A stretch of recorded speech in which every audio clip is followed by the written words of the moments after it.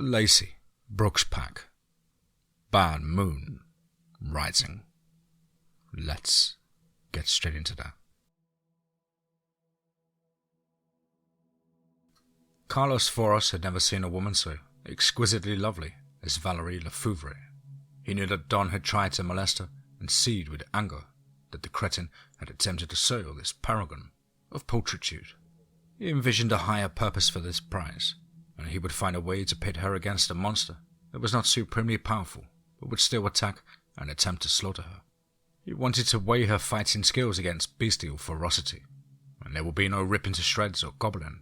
Her beauty would be destroyed piecemeal in a protracted struggle that would enrage her attacker with frustrated hunger lust, and his yearnings would be satisfied when he viewed what he considered to be a sanguine opera of mayhem. He had a creature in mind, the old werewolf. He hadn't told Dr. Z, but the thing had stopped eating altogether. It drank plenty of water and would then curl up to sleep. It was losing hair and seemed to have shrunken in on itself, just enough to notice. It no longer looked like the terrible beastman that it had been once upon its capture. Now that Val was in the next enclosure around the corner from it, he had formed a new plan. He would not tempt the thing with a child, as he'd originally intended. He would instead find a way for it to face her. It would be a feast for the senses, and would go far to repay the humiliations that Dr. Z had visited on him for nearly losing the female squatch. He knew that he should move on from gazing at her through the window of her paddock. He always had to take care to avoid any scrutiny of himself. He made some notes and then turned towards the next paddock, that of the old were. Wolf didn't know how much longer he could hold out. He'd been starving himself since he'd arrived. It had done little but make him weak and perhaps a little insane. Each moment was a struggle against the law of self-preservation, accompanied by a war against his very nature. No, not my nature. That of the beast I've become. My new reality. It had finally gotten a little easier, at least physically, yet he feared that with the right meal set before him, he would lose to the wolf within and devour without thinking. He knew that once he'd done that, there would be no return. He would be a full-fledged monster in need of being neutralized. Lacy had saved most of his mind for him.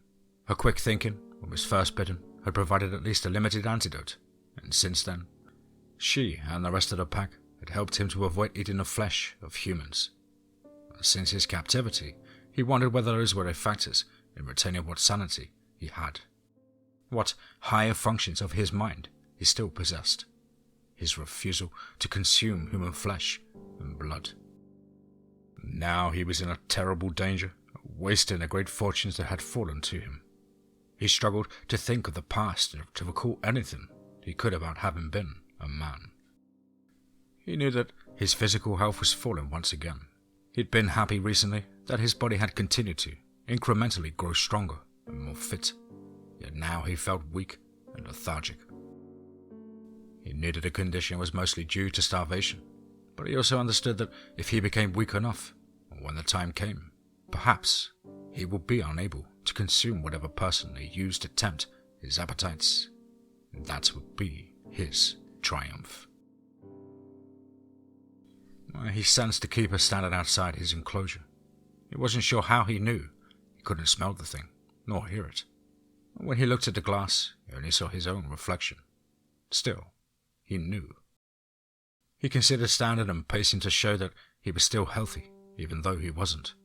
They might force-feed him or insert an IV, and that would be the end of him, and he knew it. A wave of weakness and nausea plagued him for a moment, and he curled into a tighter ball of misery until it passed.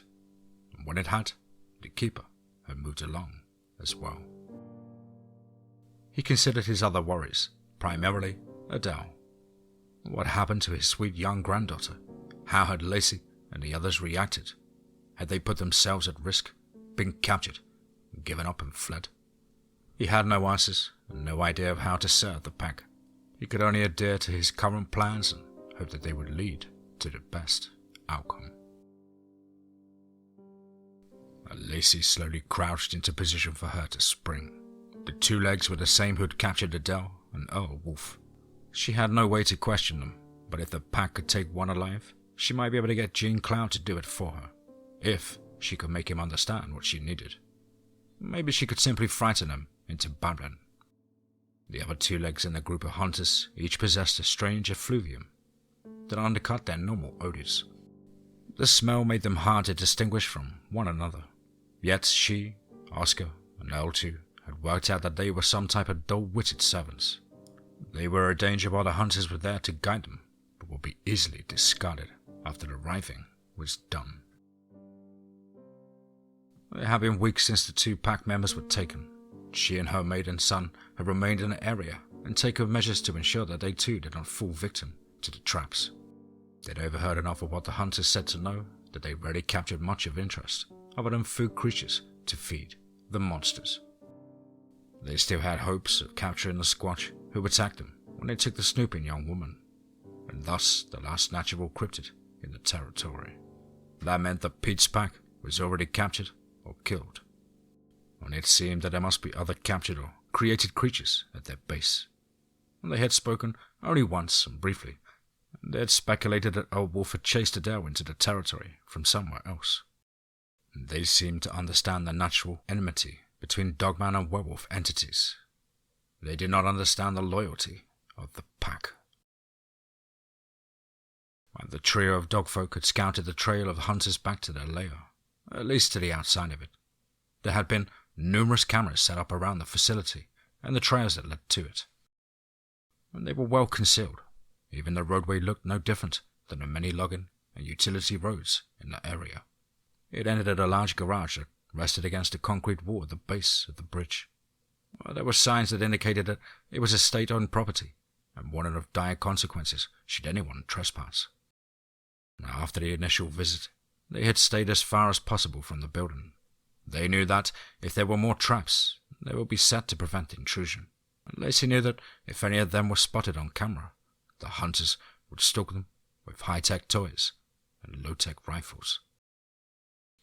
As she had kept their hunts for nourishment confined to the area near the two-leg settlements, they had learned quickly that the residents were rarely at the homes and that many fed the local wildlife in their yards. The game had rapidly discovered the new dangers of eating their easy food, and time was pressing on the pack. They needed to recover their own and return to their home territory. Her spring would signal L2, who was prepared for his own leap from a different angle. Oscar would remain as reserve and overwatch in case the men sprang an attack or trap of their own. This was the first time that they had not brought along the hounds, who would give away the counter trap. Well, they wouldn't track the pack, but they'd howl and whine. And she scanned the area one last time. Valerie LeFuvre paced her cell. She couldn't believe that they'd kept her in a stupid animal cage for so long. She really wasn't sure for how many days. It was hard to measure time without natural lighting. The lights dimmed considerably for periods that seemed to last as long as night outside, and so she counted for 4 days, and this being number 4. Each day and all night she had nothing to see but her own reflection. She feared each day that her captors would return and carry out the planned horrors of which the creepy old man had warned her. She knew that she had visitors every day. They left food in a bin. She had to lift up an opaque door to open upwards to block the deposit chute for the food. It was never on a plate, but rather a bowl, like a dog bowl. And she learned quickly to place her empties in the bin so that she could get the next meal. She tried to listen at the door, hoped to catch them in the act of setting the food inside the bin, but they wouldn't leave it when she did that. There was plenty of water. A fake spring filled a fake pool and recycled itself. There was another, smaller fountain, over which was inset a small, engraved sign, potable water. So she used it for drinking and the other for bathing, and she assumed that the scum who had captured her watched when she used the pool or the hole in the corner for waste. The room was climate controlled, but still managed to feel a little dank. Underground, next to a river that fills a large lake, maybe even below the water line. Wherever it was well hidden, adjacent to plain sight. Her thoughts returned to Old Wolf. if he was here, what had happened to the rest of the Lacy Brooks pack? He had looked gaunt and balding when she saw him the one time. Maybe keeping a werewolf penned was bad for his health. It wasn't doing her much good, and she avoided her normal habit of speaking aloud. She knew that the freaks were likely listening to her all the time. She did a set of push-ups and then resumed her pacing. She had to stay limber for when the time came. To do what? She wasn't sure. A voice emitted from an overhead speaker, the crusty guy that Charlie had called the Keeper. "We are coming into your enclosure shortly. We prefer you to come with us peaceful, but we can always subdue you. Which way do you want to go?" Val didn't have to consider. Her big fear was that they would use some means to knock her unconscious and bind her, so that she would be unable to react. If they called her a wolf, she shook off her concerns. They'll underestimate me. They always do. She shrugged. "Don't worry, I won't rip you to shreds. Just tell me how to proceed." Dr. Z prepared for his latest experiment based on the results of the serum he developed from the altered cryptids. He decided in the end that his eldest zombie tech would make an appropriate subject for his first run at the revitalizing tonic. It had worked well on the skunk ape. The beast had become vigorous and aggressive, but had not physically changed. It was a mature specimen, but now conducted itself like a recently post-adolescent specimen. Internal scans showed a reduction in internal wear on its joints and organs. He had the Keeper put the human test subject in a cage while he detoxified from the zombie venom. He had to allow one substance to subside before he tried the other. He could have gotten a clean subject from the community, but decided that there had been enough disappearances, and they had started to draw unwelcome attention to the vicinity. He hadn't even replaced the maintenance and repair tech. A pair of Z-Techs escorted their erstwhile comrade into the room, and Dr. Z smiled at an elderly man who appeared somewhat worse for wear. He'd have to speak to the Keeper about taking better care of the Z-Techs until they were no longer needed. "Dr. Blanchard, Francois, so good to see you. It's been too many years, ever since you retired from St. Balthazar Center. Yes?" The old man stared for a moment. "Ignat? Dr. Zloivok? What has happened? Where is Helen?" Dr. Z knew that Helen was his wife, who had worked in a different speciality, and who now resided in a dormitory, but she was not in active service. She had resided in the same bed with her husband until the week passed. "Relax, Dr. Blanchard. Helen is fine. You have been ill and have only recently started to recover.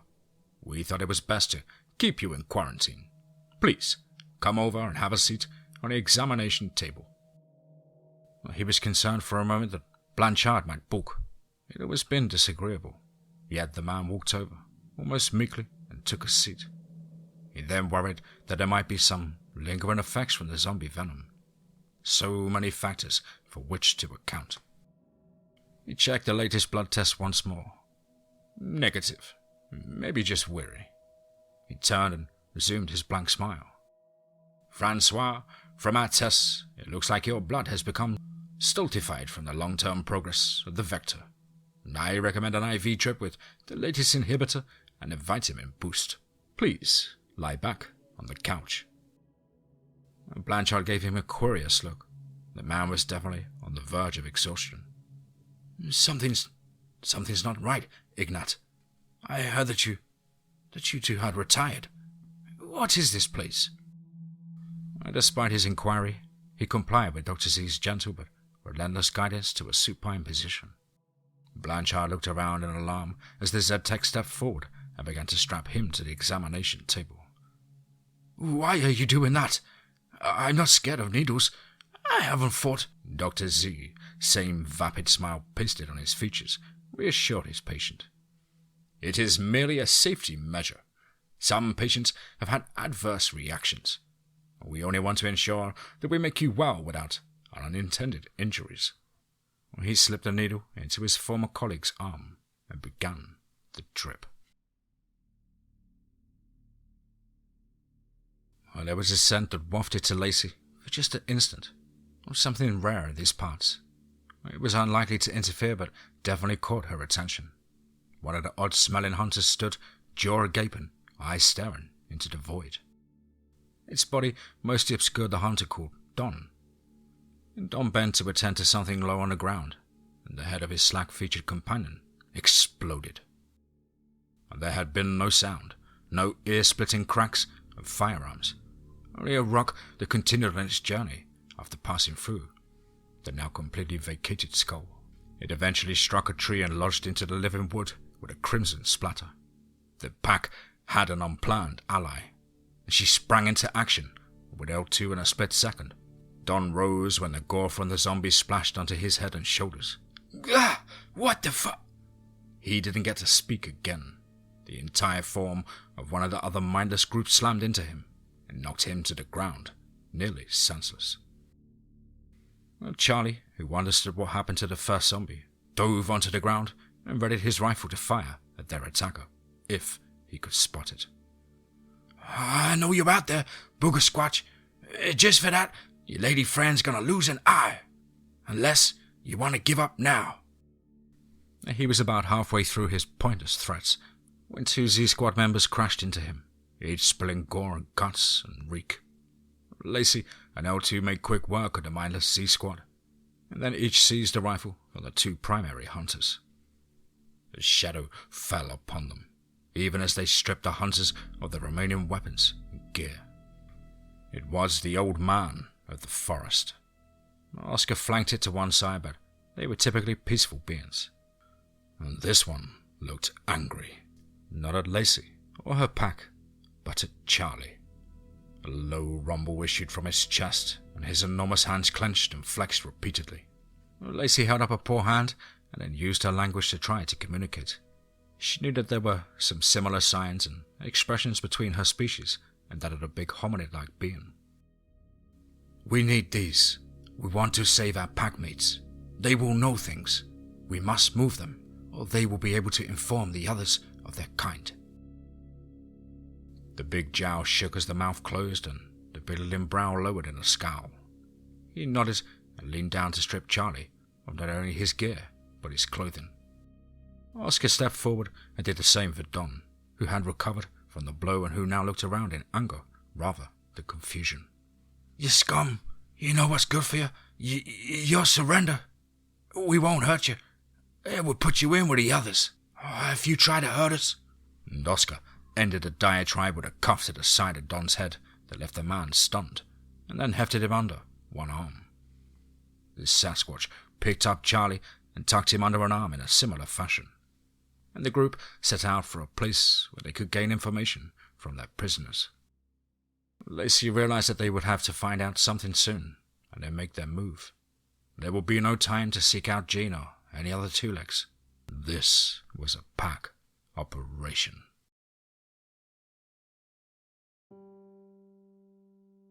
The Keeper and the 4 Z-Tech assistants entered the room where Val stood in apparent submission. Dr. Z had insisted that the Z-Techs wear surgical masks due to their tendency to gape. They looked particularly sinister as a result, and the face coverings hid much of their dim-witted appearance. The Keeper did not place restraints on her.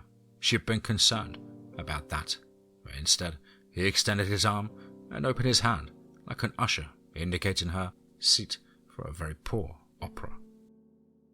Please remain in the center of my 4 companions. They will not harm you as long as you come along peacefully.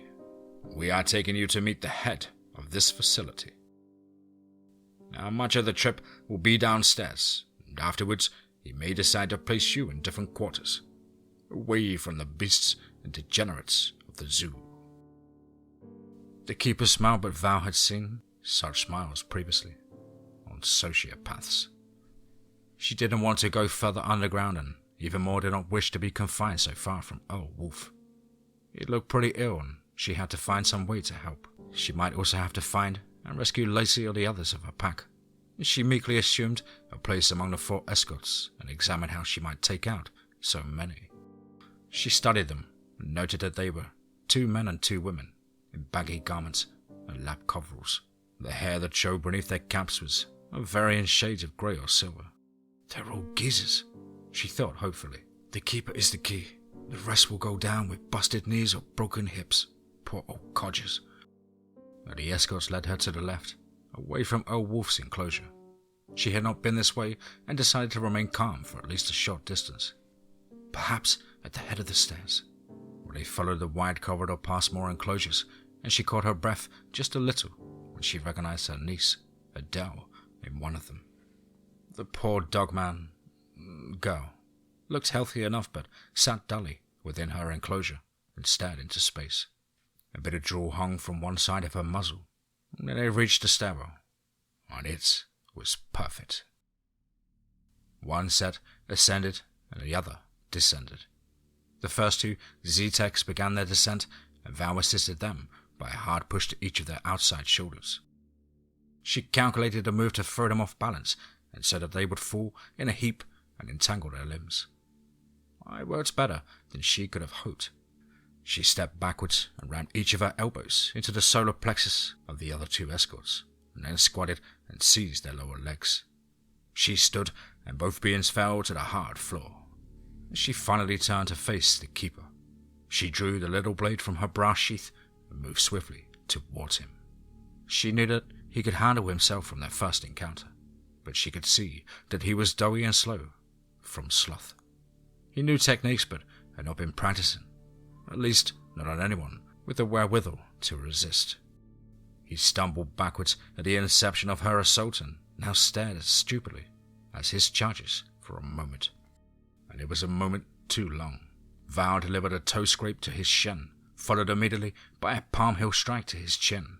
She followed that with an elbow strike with a knife still gripped in the hand. The keeper fell to the floor to join his comrades. Val turned quickly to determine what menace the escorts would possess. There was none.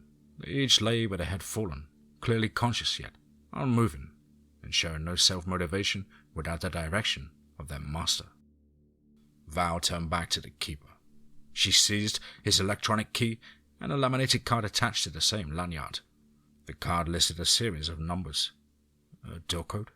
She wondered and hoped at once.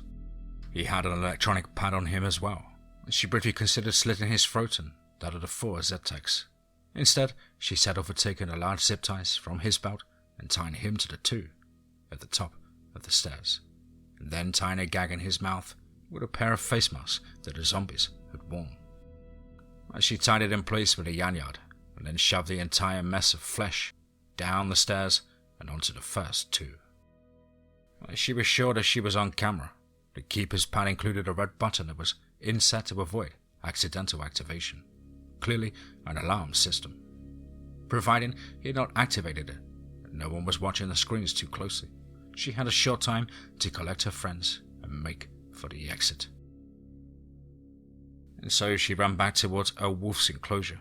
She'd free him first so he could help with Adele. The poor thing looked like she needed help, and for that matter, she and old Wolf might have to hold up each other while Val led the way. And the door code worked and the door opened. Valerie rushed in without thinking. She had forgotten just how dangerous werewolves were, especially to those whom they loved. Lacy leaned in close to Don's face, that set Charlie against a tree, just out of earshot for the 2-leg, but still in line of sight. L2 stood watch over him. The big Sasquatch loomed in between the 2 prisoners. He seemed relaxed enough, considering his company. Lacy had ciphered out that he'd sought his mate, who'd been captured by the hunters. He'd signed that they had hurt her. He didn't have the means to communicate many details, and it never occurred to him to mention the 2-leg female whom they'd taken along with his lady love. Her 2-legs were always the enemy of their kind. And Lacy showed her teeth to the hunter. She produced a low rumble in her chest, not in conscious hearing range, but something the 2-legs would feel on a visceral level. Don turned his head and did his best to lean away from the large snout that loomed so close. He indeed felt the vibration that issued from deep within the monster. He gagged at the fetid breath that filled his nostrils. He'd always hated that about cryptids, their odors. He was unaccustomed to being at their mercies, and he was the one who normally pushed and prodded and lampooned the unfortunate critters he had captured. This one clearly wanted something other than dinner. Maybe just to toy with him, but he had learned that the creatures in Dr. Z's zoo seemed to understand human speech to at least a limited degree. What do you want from me, you stinky bitch? Lacy stared silently for a moment, and then pointed to herself, then Oscar, and then Earl too. She held up 2 fingers and then an open palm. Don reasoned out that there should be 2 more dogmen with them. There were 3 at the facility, 2 males and the new female. They'd had the males for months, created from local strays, and so maybe the young female belonged to this one. He held up 1 finger in response. He looked deliberately at Oscar and then Earl too. He pointed towards their crotches and shook his head. He looked back at Lacy and pointed to her groin and nodded. We got a female, but no other males. Lacy understood both his means of answering. She moved over to Charlie and posed the same question. He seemed to pick up on her gestures more easily and didn't bother signing in return. He was sure that cryptids understood human speech. Mostly. He gave them more respect than did Don, because he had the sense to fear their cunning. We have a young female dogman. He looked up at the squatch. And we have a female and old male of his kind. We have skunk apes and werewolves and a gugwe. Dr. Z says we have a Janusqua, but he must have made it after they captured it. The 2 of us have never taken on one of those. The gugwe was the hardest. Maybe the younger werewolf. The old werewolf, that was easy.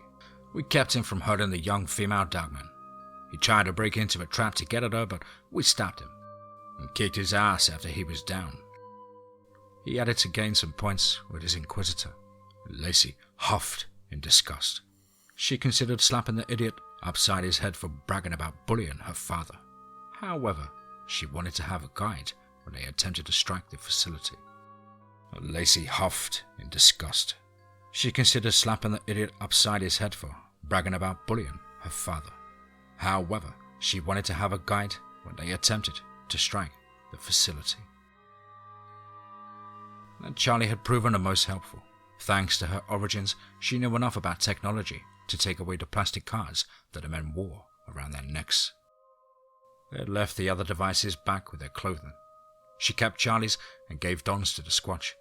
She stalked over to Don and ensured that Charlie had his eyes on her.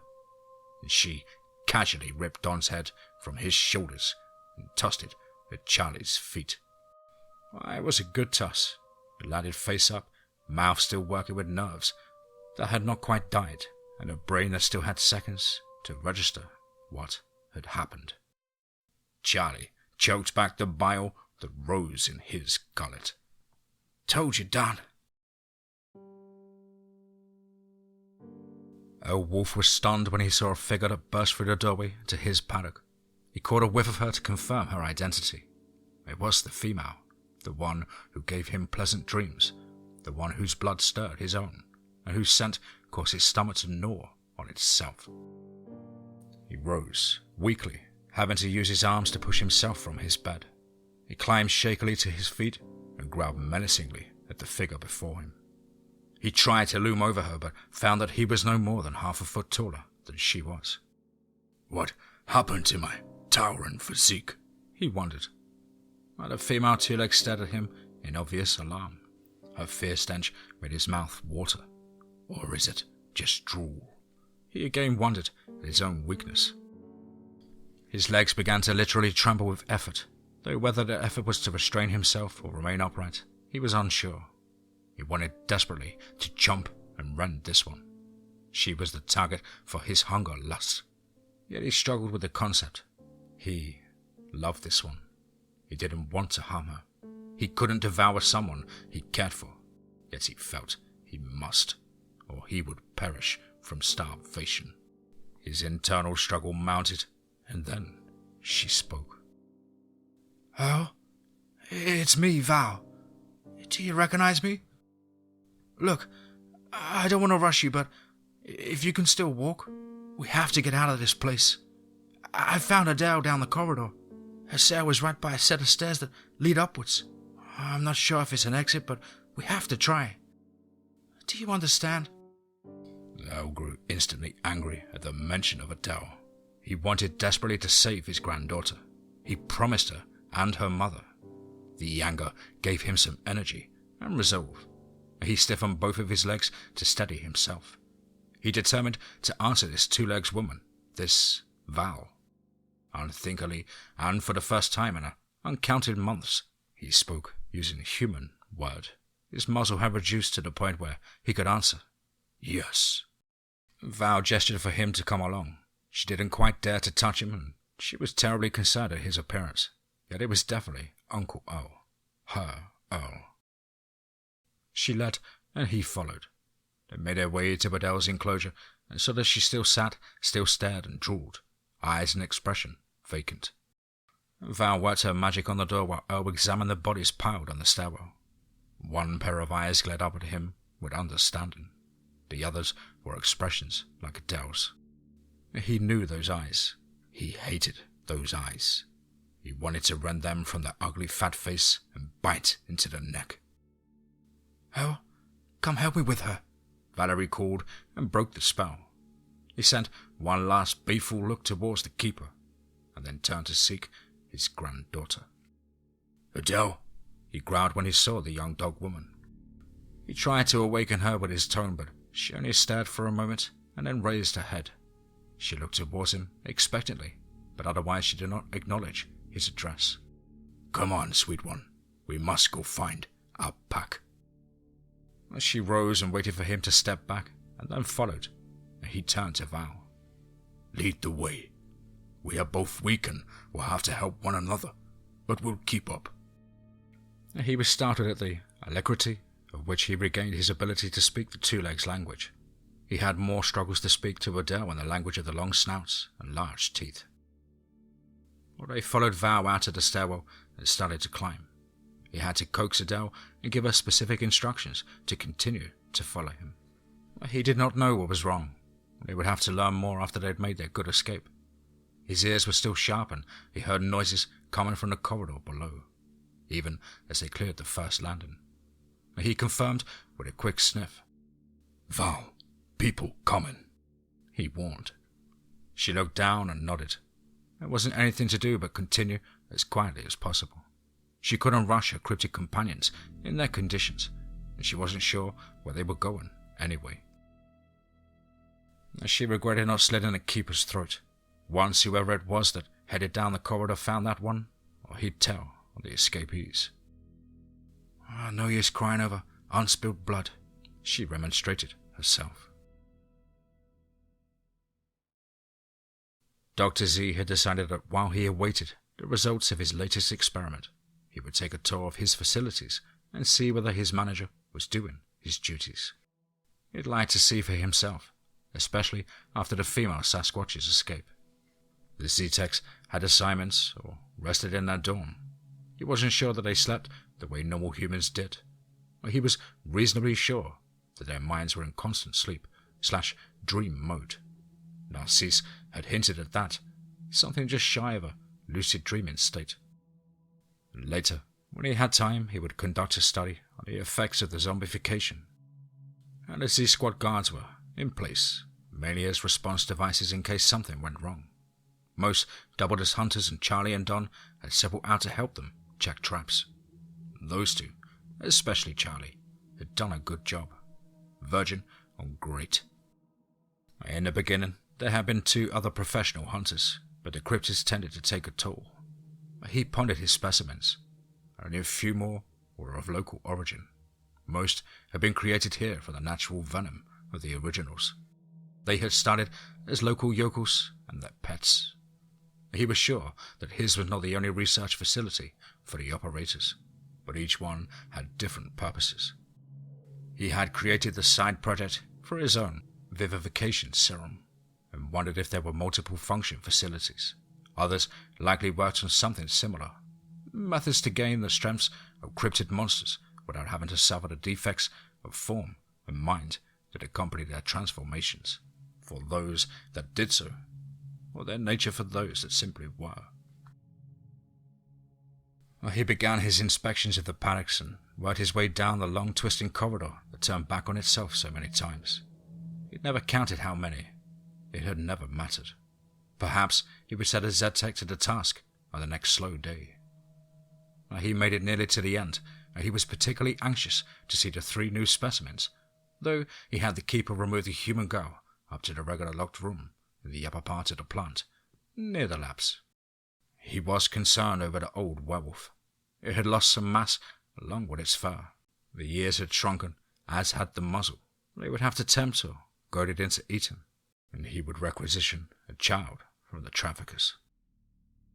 He reached the enclosure and saw that the door was opened. The werewolf was not inside. The paddock stank and was in need of cleaning. Perhaps the keeper had moved the creature into the one that had held the girl. Her smell might induce the creature to hunger. She was quite fetching. His concerns were not raised until he reached her cell and found her gone as well. He took out his personal device and rang the keeper, and there was no response at first. And then, just as he was about to send another ring, a rasping voice. It sounded enough like the keeper that the doctor heard what he expected to hear. "Where are the old wolf and the young girl? They are not in their cells. I wish to inspect them. Where have you placed them?" There was another long pause. Perhaps the keeper was busy with something or in the restroom, he decided. "Girls upstairs. Wolves down hall," the deeper than usual voice rasped. Dr. Z considered for a moment. Down the hall? He knew that there were no more empty paddocks between here and the final few. Were there? Perhaps the keeper had gone back to playing his old games and fed the old werewolf to a different monster. Maybe it had succumbed and he was too afraid to alert the good doctor. That was even more likely. "Meet me at the final paddock with the young female Dogman." "I'll be there," the device speaker rasped. Val shook her head. "Oh, that was close. How long have you been able to speak human, Earl? Your mouth looks much less like a snout, but your teeth are still too big. Or at least your canines." Earl didn't feel like chatting. He was incredibly tired, yet he knew that he needed a distraction to keep him from thoughts of drinking the lovely smelling plasma that coursed so hotly inside his companion. "Since you first spoke to me, I didn't know I'd changed that much. I haven't been eaten. I was afraid that they were going to IV me or, worse yet, put in a small child that would squall and send my instincts into overdrive."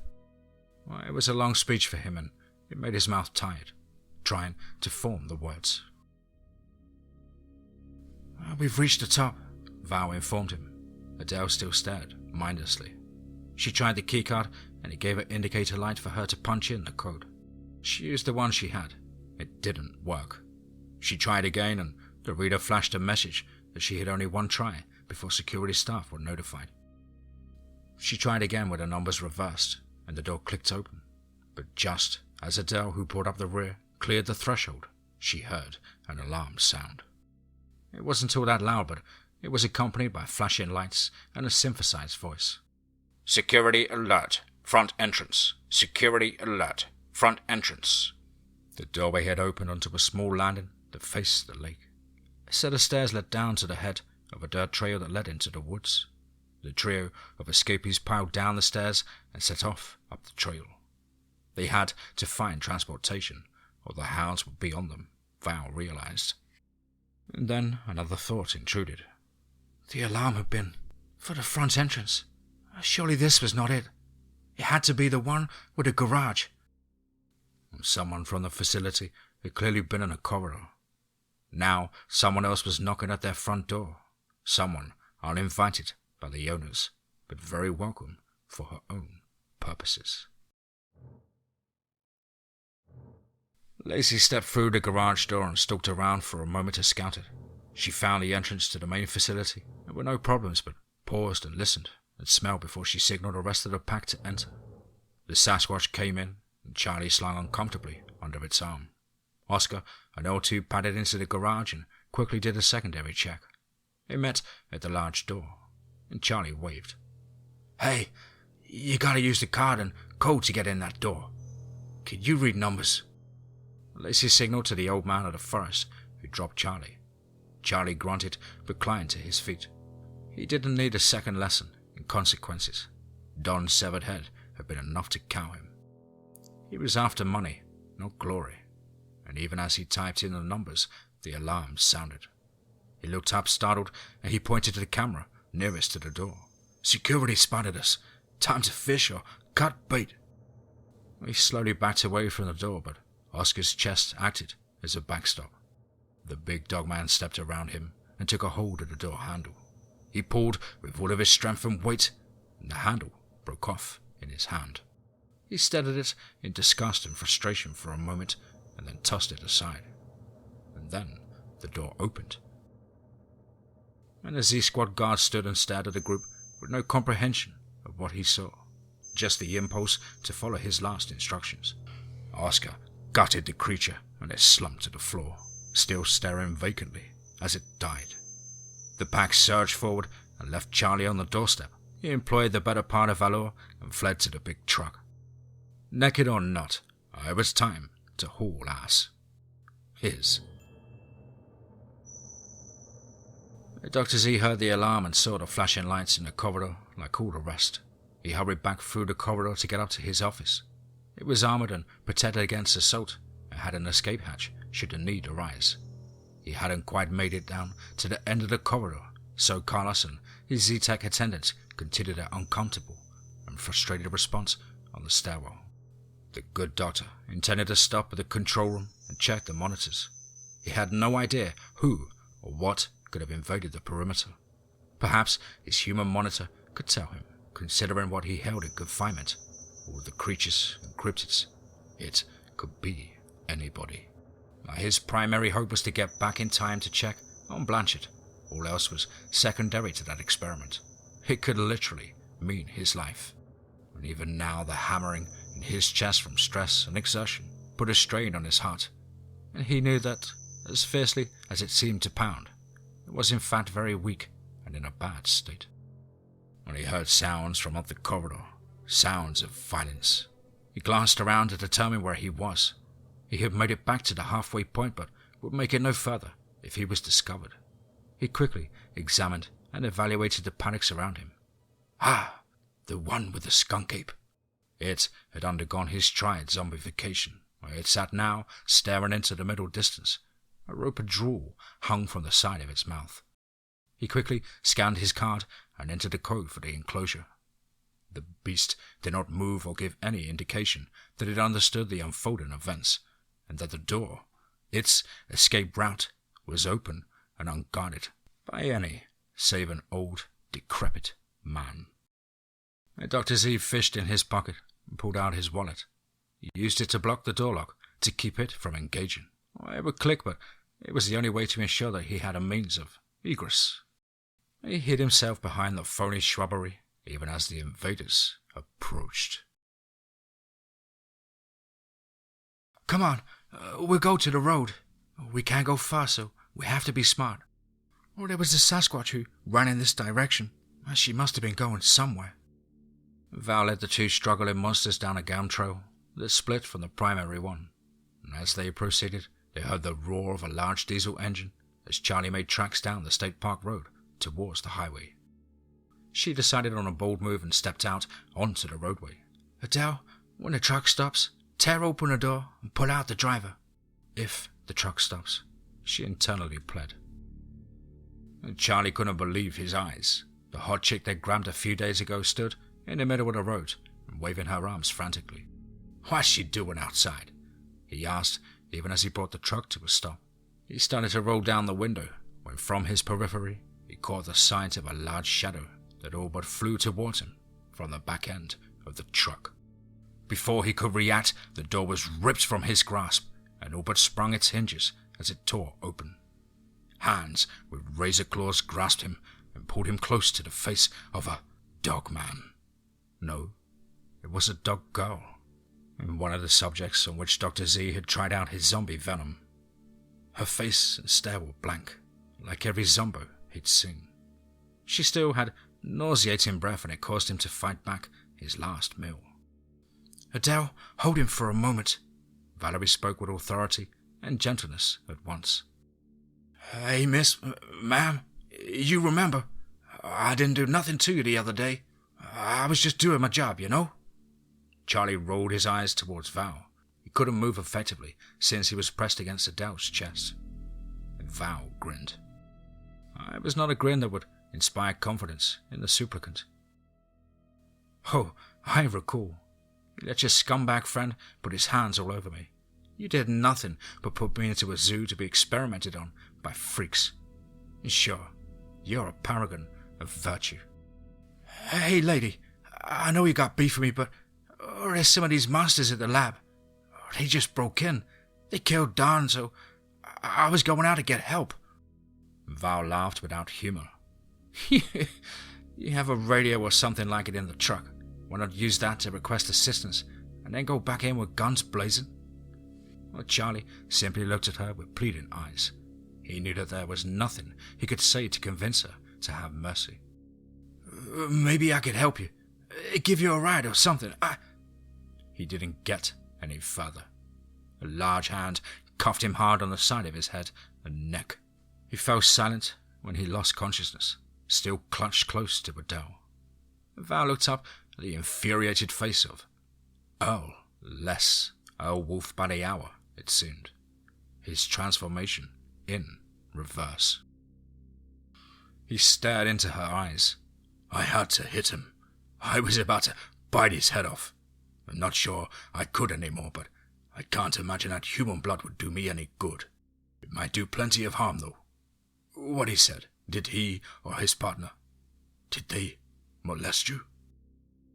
Valerie stared back and then hugged him. It was difficult for him. He still wanted to rend her to shreds and guzzle her blood, but it also felt incredibly good. And she stepped back and laughed in earnest.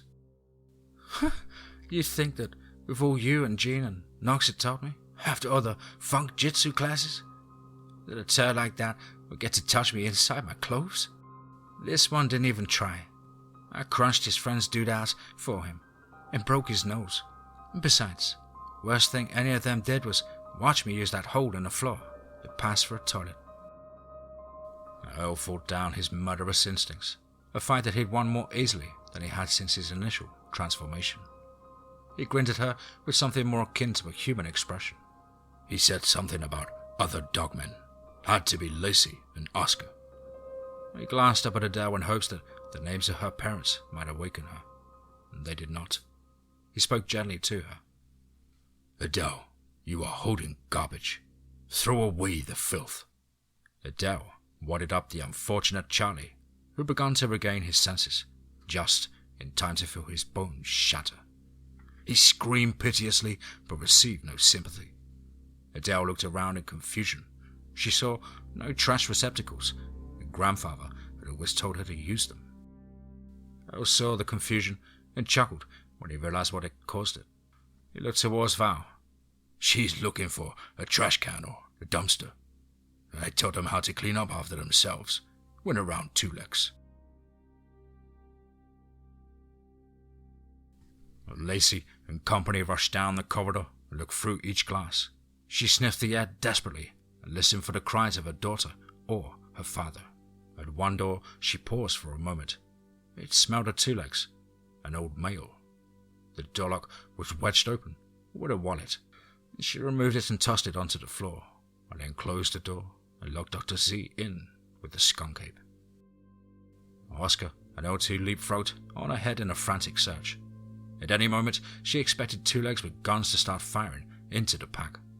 The old man of the forest had bounded ahead of them all. He had only one target, and long legs to get him to her. The pack came upon the Sasquatch beating on the door of the enclosure to contain his mate. His fury and hers from the other side, despite their great size and strength, was not enough. Oscar attempted to help, but there was insufficient space. Lacy slammed into the window. The others soon joined her, and soon cracks appeared. The interior surface was polycarbonate. It would not shatter or break. She looked at the edges and began to slice at the lining of the window with her claws. It had started to work. L2 had moved on down the hallway while they worked.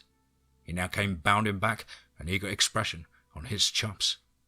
I found them, Adele and grandfather, or at least their sons. Their doors were open.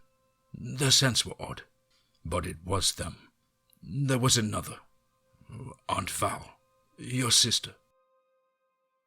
Lacy and Oscar joined their son and urged him to go slowly and use caution in case security forces had responded. The Sasquatch and his mate would now be able to pull and push and beat the window aside. She noted each of the creatures in the paddocks and wanted to free them all, but they couldn't stay that long. They had already been inside for too long, in her reckoning. She startled and stopped for a moment. Inside one of the paddocks loomed a figure that still gave her nightmares. A being of such ferocity that her hackles rose in fear as much as anger. Ginosqua. It was safe behind the glass, and she noted that it did not move. It did not rage about as the other they had encountered. It simply sat and stared, twitching occasionally, but otherwise still. They moved on and found the pile of human detritus at the front of the stairs that led downwards. The trail of her loved ones led upstairs, so that's the way they went. They cautiously approached the roadway, and when they saw the parked truck, they found out to set up a strike. Then Lacy saw her sister. "Val!" The young woman sat in the driver's seat of the truck. Before she could react, Val was torn from the cab and crushed into an embrace, much the way Charlie had been. "Mad! His ghost has come back to get me," she thought in an absurd flash, and then she heard the huff as the stench of Dogman, a dog woman, breath made her gag. "Lacy!" She was unable to exclaim aloud. Her sister had pressed the air from her lungs. Lacy set her down and looked around for Oscar and L2. They emerged from the back of the truck and each grinned in a way that confirmed that they had found their pack mates. All of them now that Val was with them. Val looked up at her sister. "Lacy, sweetie, we can't stay. We just now found out that you were here, so we waited. Adele is not herself. She's not physically hurt, but, well, you have to see for yourself. As for Earl, he's very weak. He actually looks different, more like he used to, but not quite." As she spoke, she walked alongside Lacy to the box end of the truck. Lacy hugged her daughter, and then Oscar followed suit, and finally Earl too. She stared in astonishment at Earl. He was still hairy for 2 legs, but his wonderful coat had fallen from him. His body and face looked more like he used to look. He still had wolfish aspects, but most had shed from him. He even smelled a little better, or at least a little less like something she wanted to murder. He smiled weakly up at her. "Hey, my sweet Lacy girl, I think I found a cure. It's probably going to kill me, but..." He panted for a moment. "Val, if I lose consciousness, no IV, no blood, not even plasma. No doctors, no meat for a while. Maybe Miriam, if you think she can help. Warn her what will happen though if I drink or eat human." And with that, he fell into a doze. He still breathed and still lived, but it was unclear whether he would ever awaken. Val touched his head, and he felt cold and clammy. She looked to Lacy. "I know it seems weird, but the best way to get going is to use this truck. We can get back to your territory in short order." Lacy was smart and often stopped to think more than most of her ilk. However, she was not one to argue pointlessly when she saw a good plan. She and her pack hopped into the back of the truck, but before they could close the door, Val froze and stared into the woods. Lacy was sure that the 2-leg hunters had finally arrived. She prepared to leap out and surprise them. And as she noted a familiar odor, I heard Val say gently, "Lady Godiva, I see that Sir Slamsalot has finally rescued his damsel. Do you want to come with us? We're going to a safe territory that is nearby. Don't worry. We'll be back and take care of the monsters in that lab. The 2-leg monsters." The old folks at the Fries glanced at one another and then back at Val. Without a sound or gesture, they stepped up into the back of the truck. Val hurried up to the front and got the rig underway, No one would ever believe my cargo, she grinned. I just hope Earl can hang on for us. For me. She whispered the last two words to herself, not daring to hope.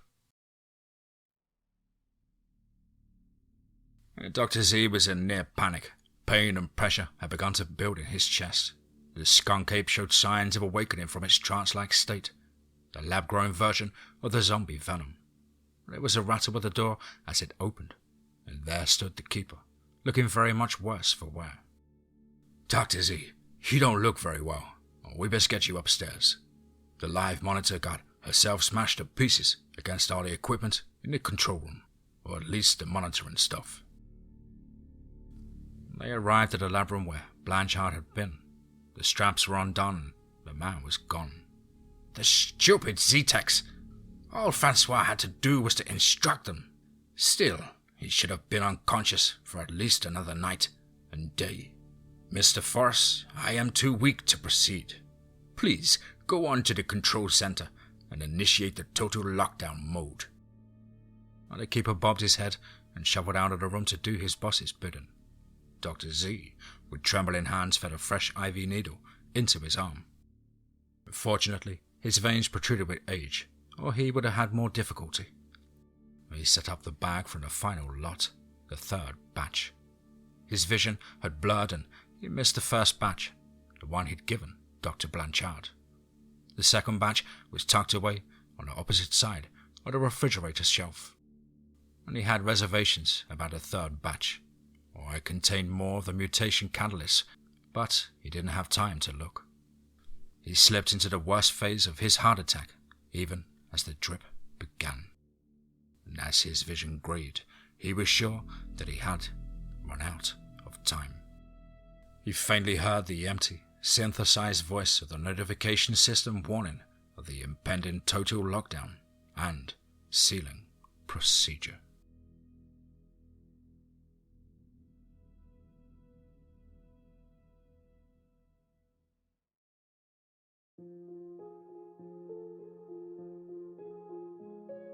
Wow, wow, wow, wow, wow. Another one, wow. What an absolutely thrilling and chest-pounding addition to this incredible series, Michael. I don't know how you do it, but each and every time you seem to just knock it out the park and hit a home run. Of course, a huge thank you as ever, and I hope you enjoyed my rendition. Well, guys and girls, you know the drill. Please do let us know what you thought down below in the comments box. Please do like and share. It really does help both the channel and our community further. And why not hashtag TeamFEAR and DMT's Cryptid crew. If you're an aspiring writer or would just like to have a crack at things like myself, then please do get in touch with me at the contact email, which is, as on screen, contactthedeadone@gmail.com. I really look forward to hearing from you. I hope you all had a fantastic start to the week and you're keeping fit and focused. But above all, guys, remember, be safe, not sorry.